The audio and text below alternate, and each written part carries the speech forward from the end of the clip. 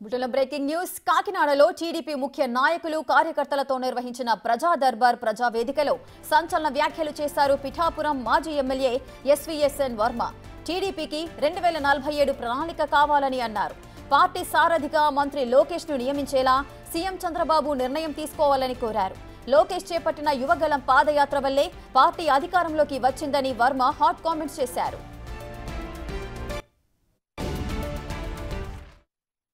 పునాదులు బలీయంగా ఉన్నాయి. ఈ పునాదులు పగలగొట్టి దమ్ము ఎవరికి లేదని మన కార్యకర్తల యువగలం పాదయాత్రలో నిరూపించడం జరిగింది. మరి అదేవిధంగా ఈ పార్టీకి రాబోయే రోజుల్లో 2047 ఏదైతే రాష్ట్ర అభివృద్ధికి ప్రణాళిక సిద్ధం, పార్టీ కూడా 2047 ప్రణాళిక చంద్రబాబు నాయుడు గారు నిర్ణయించి రాబోయే రోజుల్లో పార్టీ రథసారథి నారా లోకేష్ గారిని ఈ పార్టీని ఏదైతే మన గెలుపుకు కారణమైన పాదయాత్ర చేసి ఉన్నారో ఆయనకి రథసారథిగా ఈ తెలుగుదేశం పార్టీని ముందుకు నడిపించాలని చెప్పి కోరుతా ఉన్నాం. మరి జిల్లా పార్టీ నుంచి 7 నియోజకవర్గాల నుంచి కార్యకర్తలు అందరూ వచ్చారు. మరి మనకి పార్టీకి ప్రణాళిక ఉండాలా కావాలా, దీని ద్వారా మనం అధ్యక్షుడికి తెలియజేద్దాం. పార్టీకి భవిష్యత్తు ప్రణాళిక ఉండాలి, భవిష్యత్ తరం నాయకుడు మరి నారా లోకేష్ గారు ఉండాలి అన్న వాళ్ళందరూ కూడా చేతులెత్తవలసిందిగా కోరుతా ఉన్నాం. నారా లోకేష్ గారి నాయకత్వం, చంద్రబాబు నాయకత్వం. అందువలన ఏదైతే లోకేష్ గారి ప్రోగ్రామ్ డిజైన్ చేశారో కార్యకర్తే అధినేత అన్నది, ఇది మనందరికి కూడా ఉపయోగపడేది. మన కార్యకర్తలందరికీ కూడా ఈ సమస్యలు మనం తీసుకోవడమే కాకుండా ఈ సమస్యల మీద జిల్లా అధికారులు కానీ సంబంధిత అధికారులు వారిని స్పందించవలసిన బాధ్యత ఉంది. ఆ విధంగా మానిటరీ అందరూ కలిసి చేస్తామని చెప్తే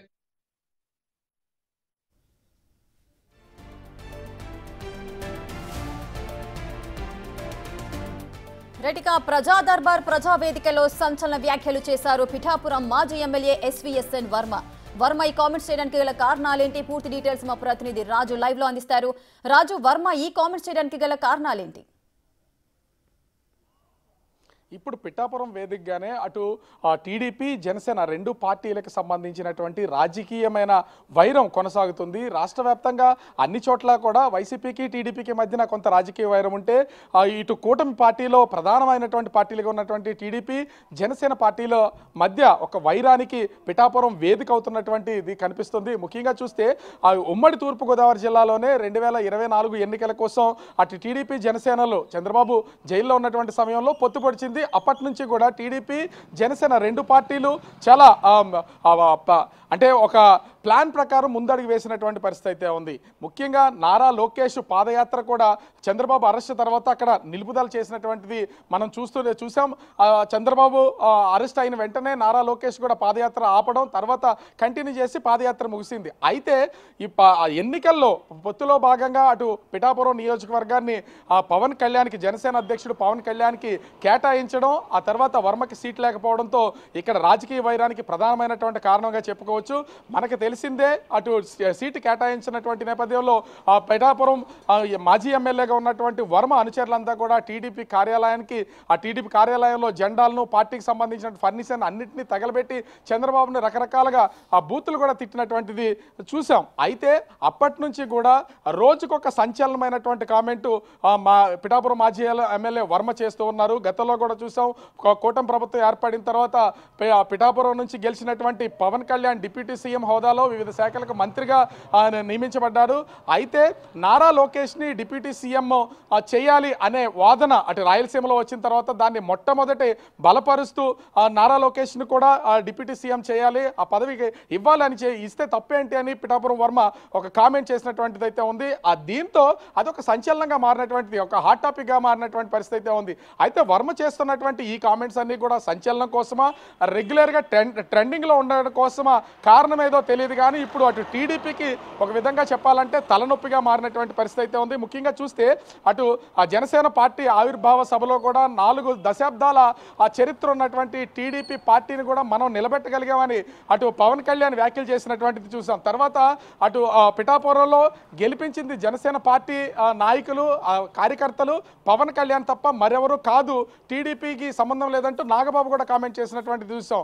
ఆ వారం రోజుల క్రితం కూడా ఎమ్మెల్సీ హోదాలో నాగబాబు వివిధ కార్యక్రమాలు చేయడానికి వెళ్ళినటువంటి సమయంలో కూడా టీడీపీ జనసేన ఆ కార్యకర్తల మధ్యన హోరాహోరీగా నినాదాలు చేసుకుంటూ జై టీడీపీ, జై చంద్రబాబు, జై జనసేన, జై పవన్ కళ్యాణ్ అంటూ నినాదాలు చేసుకున్నారు, వాగ్వివాదాలు దిగారు, కొట్టుకునే స్థాయికి వెళ్ళినటువంటి పరిస్థితి ఉంది. అంటే పిఠాపురం వేదిక 2 పార్టీల మధ్య ఉన్నటువంటి పొత్తు కొంత ఇబ్బందికరం అయితే ఉంది. అయితే వర్మ చేసినటువంటి ఈ హాట్ కామెంట్స్ కి సంబంధించి అయితే అటు నారా లోకేష్ పాదయాత్ర చేసుకుంటూ వచ్చి పార్టీ బలపడడానికి నిలబడడానికి కారణమయ్యాడు. అట్లాంటి నారా లోకేష్ ని రాష్ట్ర అధ్యక్షుడికి, ఎందుకంటే ఇప్పటికే గతంలో చంద్రబాబు 2020 ఏ విధంగా అయితే తీసుకున్నారో ఇప్పుడు కూడా 2047 అనే నినాదాన్ని తీసుకున్నారు రాష్ట్ర అభివృద్ధిలో. దాన్ని కూడా పార్టీకి అప్లై చేసి ఈ 2047 రానున్న రోజులకి నారా లోకేష్ ని టీడీపీ అధ్యక్షుడిగా ప్రకటించాలి, దాన్ని చేయాలి అంటూ ఒక హాట్ కామెంట్ చేసినటువంటిది అయితే ఉంది. ఎందుకంటే పార్టీ నిలబెట్టినటువంటిది నారా లోకేష్ కాబట్టి, ఆ పార్టీకి కీలకమైనటువంటి వ్యక్తి రానున్న రోజుల్లో నారా లోకేష్ కాబట్టి ఈ విధంగా చేయాలని ఒక వ్యాఖ్యలు అయితే చేశారు. దీంతో పాటుగా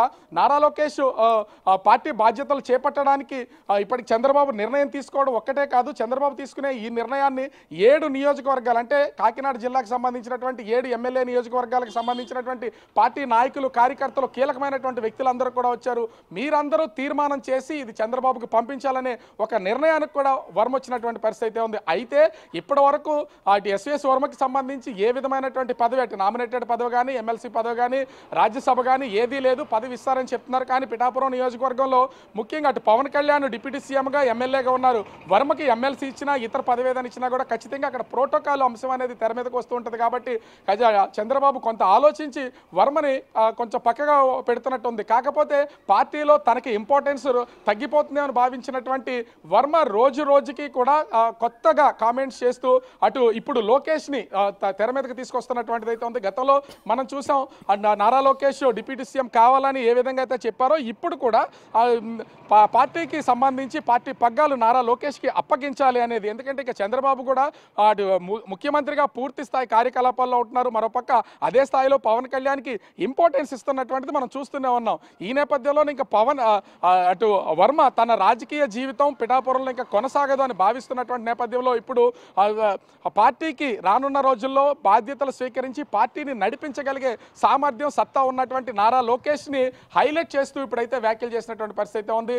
అయితే దీన్ని ఖచ్చితంగా చూడవచ్చు. పవన్ కళ్యాణ్ ఆవిర్భావ సభలో పిఠాపురంలో ఇచ్చినటువంటి 4 దశాబ్దాల టీడీపీని మనం నిలబెట్టామనే వ్యాఖ్యలకు, అదేవిధంగా ఇక్కడ గెలవడానికి టీడీపీ కారణం కాదు, అటు పవన్ కళ్యాణ్ జనసేన కార్యకర్తలే పవన్ కళ్యాణ్ గెలవడానికి అని నాగబాబు చేసినటువంటి వ్యాఖ్యలకి కౌంటర్ గానే ఇప్పుడు వర్మ ఈ విధమైనటువంటి వ్యాఖ్యలు చేశారనేది జరుగుతున్నటువంటి చర్చ. మరి ఈ స్పందనపై అసలు పార్టీ జాతీయ అధ్యక్షుడిగా ఉన్నటువంటి చంద్రబాబు కానీ, అదేవిధంగా జాతీయ ప్రధాన కార్యదర్శిగా మంత్రిగా ఉన్నటువంటి నారా లోకేష్ కానీ ఏ విధంగా స్పందిస్తారు?